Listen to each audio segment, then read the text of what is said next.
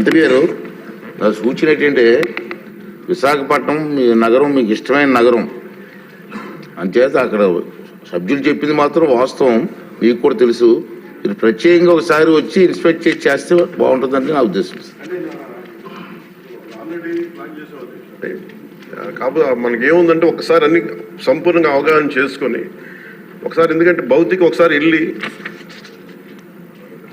ఇవన్నీ అనుబంధంలో ఉన్న డీటెయిల్గా ఉన్నాయి సార్, ఎలక్షన్లో డీటెయిల్గా ఉన్నాయి. ఒకసారి చూడండి. అలా కాకుండా నేను సభాముఖంగా ఈరోజు మాటిస్తున్న అధ్యక్ష, నేను ప్రత్యేకించి దీని భౌతిక పర్యవేక్షణతో పాటు అన్ని చేస్తాను ఖచ్చితంగా. ఎందుకంటే మన తీర ప్రాంతాలని, ముఖ్యంగా మన విశాఖ నగరాన్ని కాలుష్యం నుంచి కాపాడాలని నిరంతరం తపన పడే వ్యక్తులు నేను ఒకడిని. ఇది ఖచ్చితంగా ముందుకు తీసుకెళ్తాను అధ్యక్ష. ప్రజలకు క్షేమకరంగా ఉండేలాగా ఇది వాయు కాలుష్యం నుంచి, జల కాలుష్యం నుంచి ప్రజలు రక్షించేలాగా చర్యలు తీసుకుంటాం అధ్యక్ష. అది భౌతికంగా అది నేనే ప్రత్యేకించి సంబంధిత అధికారులతో ముందుకు తీసుకెళ్తాను అధ్యక్ష.